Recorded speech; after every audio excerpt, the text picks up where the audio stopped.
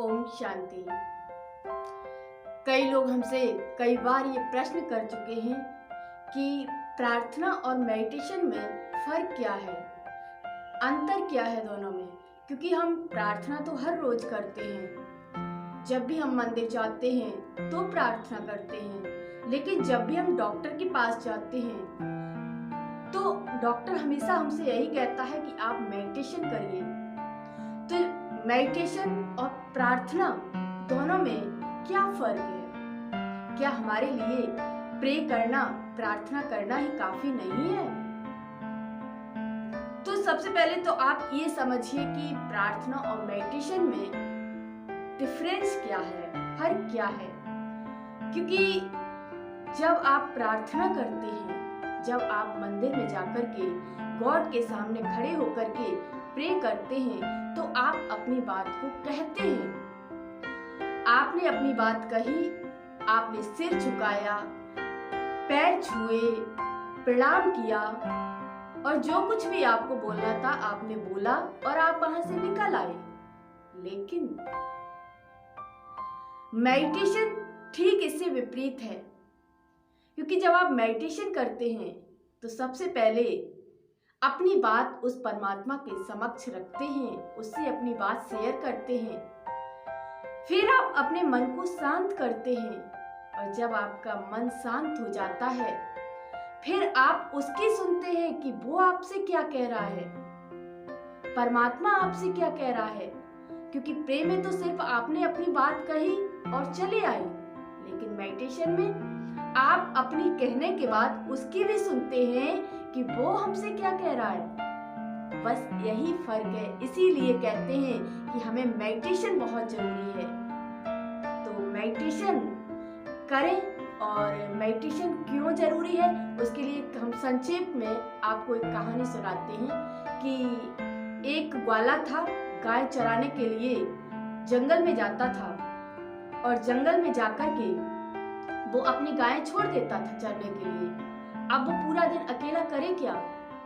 तो जब अकेला बैठता, पेड़ों के नीचे छांव में बैठता, तो उसके मन में कई विचार आते और विचार आने पर उसको लगता कि कहाँ भगवान भी अकेला होगा और हम भी यहाँ अकेले बैठे हैं। क्योंकि उसके मन में ये विचार आ रहे हैं, वो शांति में बैठा हुआ है इसलिए।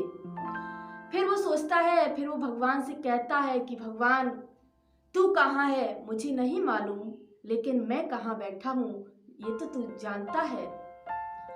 तो अब तू भी अकेला बैठा होगा क्योंकि तेरी गायें, जो तेरे ग्वाले सब इस दुनिया में आ चुके हैं और मेरी गाय भी इस जंगल में चल रही हैं। तो आओ हम दोनों मिलकर के बात करते हैं।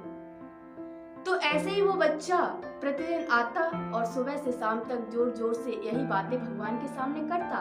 कहाँ है तू, क्या कर रहा है, मैंने आज ये किया, मेरा दिन ऐसा रहा, मैंने ये सब काम किए, मैंने इतनी देर खेलने का भी काम किया, इतनी देर भोजन का काम किया। मतलब पूरी अपनी दिनचर्या भगवान को सुनाता। और कभी कभी ऐसे शब्द भी बोल देता कि उसको लगता कि भगवान भी हंस रहे हैं और फिर वो शांति से बैठता तो उसको भी लगता कि भगवान उसकी बातों का जवाब भी दे रहे हैं। तो ऐसा निरंतर वो कर रहा था। तो एक दिन वहां से एक पंडित जी गुजरे और पंडित जी ने जब बच्चे की आवाज को सुना तो पूछा, ए बालक तू क्या कर रहा है? तो वो बच्चा कहता है कि मैं तो कुछ नहीं कर रहा हूँ, क्योंकि बच्चा डर चुका था। तो उन्होंने कहा कि नहीं, मैंने सुना है तू कुछ बोल रहा था, किससे बोल रहा था? तो बालक कहता है, ग्वाला कहता है कि मैं तो भगवान से बातें कर रहा था। तो उसने, पंडित जी ने कहा उस बच्चे से कि तुम क्या भगवान से बात कर रहे थे, हमें भी सुनाओ ना, हम भी जानना चाहते हैं। तो बालक डरते हुए सुनाता है कि मैं भगवान से कह रहा था कि हे भगवान तुम कहाँ हो, आओ हमारे पास आकर के बैठो, हम दोनों एक बात करते हैं, हम तुम्हें कुछ अपना बोलेंगे, तुम कुछ अपना हमें सुनाना। बस हम यही सब कह रहे थे। तो पंडित जी को बड़ा गुस्सा आया। पंडित जी ने कहा, कहीं ऐसे भगवान से बात करते हैं, ये तो तिरस्कार हो गया भगवान का। तो उस बालक ने कहा कि पंडित जी फिर कैसे करते हैं, आप हमें बता दीजिए। तो उस बालक को, गांव का भोला भोला बालक था, उसको संस्कृत नहीं आती थी, लेकिन पंडित जी ने उसको जैसे तैसे 2 घंटे में श्लोक रटा दिया संस्कृत का और कहा इसको बोलना प्रतिदिन। बालक कहता ठीक है। अब पंडित जी वहां से चले गए। पंडित जी अपने मन में बड़े खुश कि हमने तो बहुत बड़ा काम कर दिया, और इधर बालक वही रटने में लग गया। अब पंडित जी अपने मंदिर में पहुंचते हैं और भगवान के समक्ष जाकर के कहते हैं, भगवान मैं बहुत अच्छा काम करके आया हूँ। तो मंदिर से आवाज आती, तुम क्या करके आए हो?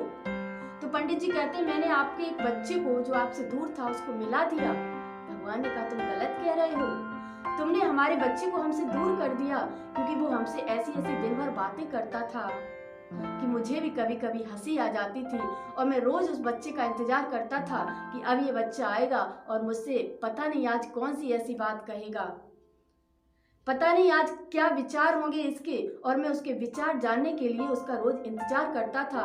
आज तुमने मेरे बच्चे को मुझसे दूर कर दिया, पास में नहीं किया।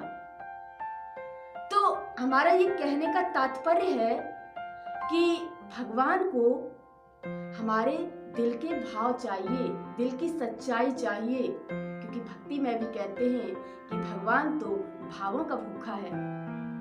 तो उस बच्चे की तरह ही हमें अपने दिल के भाव व्यक्त करने हैं मेडिटेशन में, उससे, उस परमात्मा से, ना कि हमें रटा रटाया श्लोक हर रोज बोलना है।